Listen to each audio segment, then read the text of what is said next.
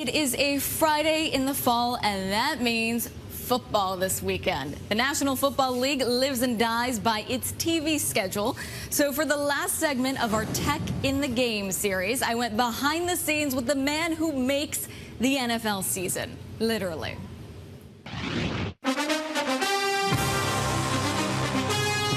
What we're looking at here is a graphical representation of this year's schedule. The different colors represent our different network partners. So green for NBC, yellow for ESPN, purple for NFL Network, red and blue for CBS and Fox.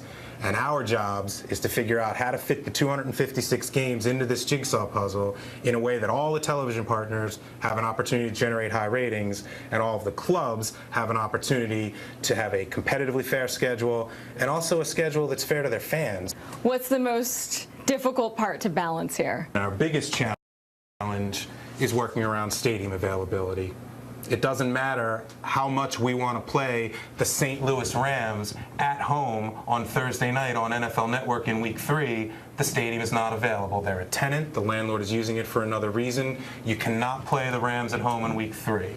This is the manual way that we used to construct the schedule. If you could imagine all of these tags hanging down here at the bottom, we know who plays whom. All 256 matchups are known the day after the regular season ends. You don't use this anymore.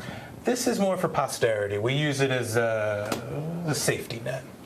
But in truth, the computers do 90% of the heavy lifting. What kind of technology do you want to incorporate more? Well, we're using a proprietary piece of software that we conceived and designed with a company out of Western Canada called Optimal Planning Solutions. And what their software essentially does is it looks like this. And it allows us to pick any one of these games or any one of these weeks or any one of these stadium blocks and write a rule.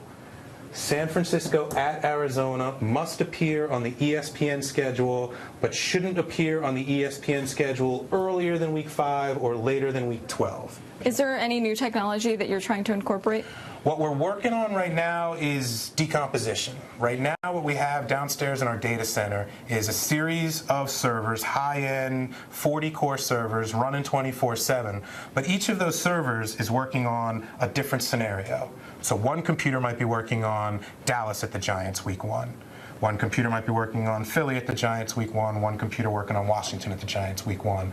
They're all going super fast and they're all kicking back answers, but they're not talking to each other. What we're working on now is figuring out how to use parallelism and decomposition to spread the problem across all these computers, so that if suddenly the computer that's working on Dallas at the Giants is making great progress, it can grab the processors that are working on Washington Giants, pull them over to the Dallas Giants scenario, and we can work a little harder as we get closer to a solution over here.